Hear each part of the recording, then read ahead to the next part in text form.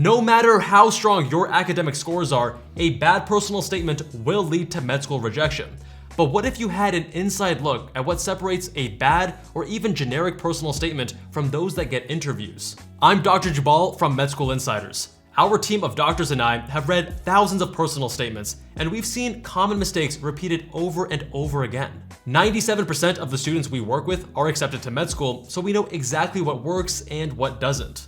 In this video, I'm going to walk you through bad personal statements, showing you examples of what went wrong and the specific changes that can salvage a bad essay. Make sure you stay until the end to see the single biggest mistake most pre-meds make that results in a bad personal statement.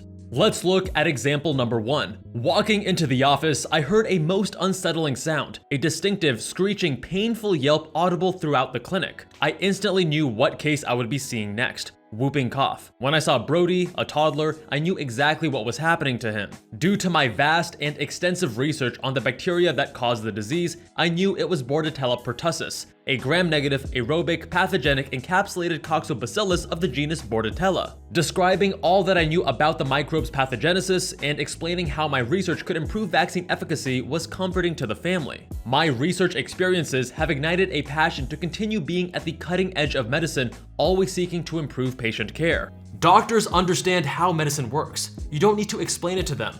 Don't try to impress admissions committees with your breadth of medical knowledge in your personal statement. This is not the time to show how much you know about medicine. Let your medical knowledge and skills shine through in your MCAT score, transcripts, and work and activity section. There's no need to explain what a specific disease is to the admissions committee. This only uses up your valuable space and could make you sound like you're trying to prove how much you already know. Although the student is leaning into storytelling, the narrative still overstates their role and impact. Showing more humility would make the personal statement feel more grounded and credible. This is how to fix the example. Walking into the office, I heard a most unsettling sound, a distinctive, screeching, painful yelp audible throughout the clinic. I instantly knew what case I would be seeing next. Whooping cough. When I saw Brody, a toddler, I knew exactly what was happening to him because I had spent the last 2 years on a team researching Bordetella pertussis. Discussing how our research could improve vaccine efficacy brought the family some hope for the future during a tough time.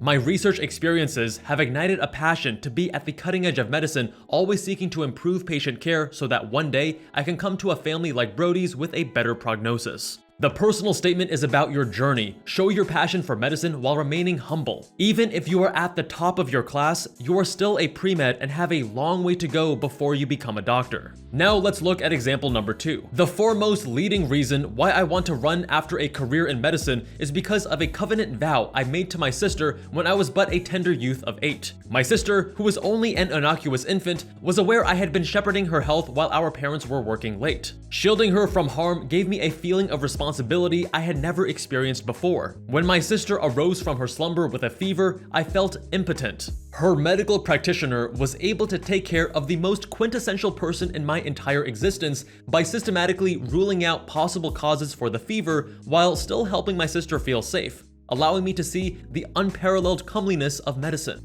Can you see the main issue with this one?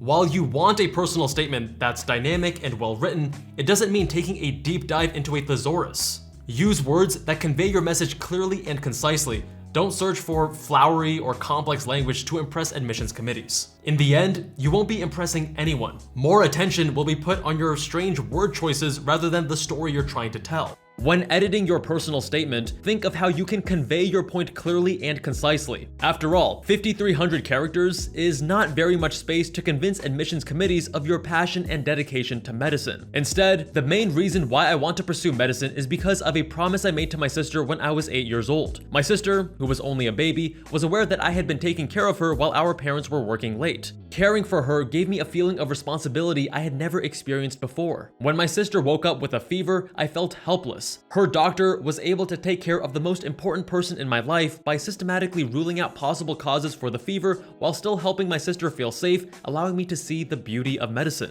Let adcoms focus on your story rather than your use of a thesaurus. Let's look at another example. I continued to pursue my dream of practicing medicine when I volunteered in the intensive care unit at the UC San Diego Thornton Medical Center, where I gained firsthand experience interacting with patients. I talked to a patient who only spoke Spanish while I was collecting laboratory samples from nurses. I was the only Spanish speaker in the unit, and I only had a basic grasp of the language. I asked the patient about her day and family, and I was able to lift her spirits. I learned the importance of making personal connections with patients through this experience. So, what are the big mistakes this personal statement makes? Starting too many sentences with I. Yes, your personal statement is about you and it's from your perspective, but starting too many sentences with I is poor form. Your writing will suffer, and you'll be more likely to fall into the trap of just listing your accomplishments rather than establishing a cohesive narrative. Watch out for this in your writing and double check for too many I's when you edit. Instead, add context to the beginning of your sentences, shape each like a story, and add variety to your sentence structure. This is how you would improve this personal statement. I continued to pursue my dream of practicing medicine by volunteering in the intensive care unit at the UC San Diego Thornton Medical Center, where I gained firsthand experience interacting with patients. While collecting laboratory samples from nurses, I talked to a patient who only spoke Spanish. As the interpreter had not arrived yet, I was the only Spanish speaker in the unit, and my Spanish was basic at best. I asked the patient about her day and family, which lifted her spirits. This interaction taught me the importance of personal connections with patients. Eyes are still present, but they don't overpower the story. Here's bad example number 4. Although I failed to gain admittance to medical school, I've remained steadfast in pursuit of achieving my dream to be a physician. Instead of accepting the failure of my application, I continued to foster these kinds of meaningful experiences with my patients and develop the traits necessary to forge the desired relationships I hope to foster as a physician, like those my father had with his patients. Always use light language when discussing a previous rejection from medical school.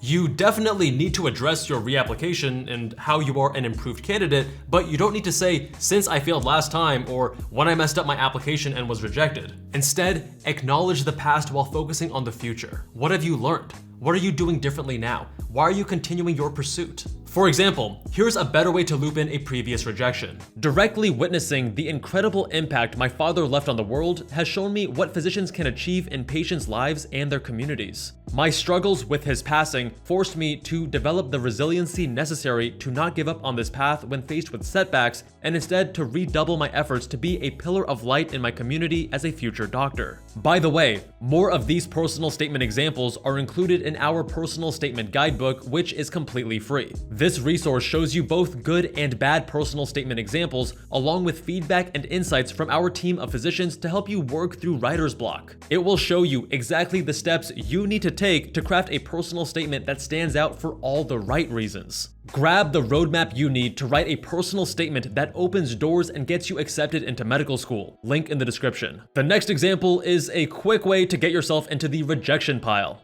The metallic taste of morphine hit the back of my throat before I even realized the nurse had pushed the plunger on the syringe. One moment, I was sprawled on the ER gurney, my bike mangled somewhere outside, and my body screaming from where the car had clipped me.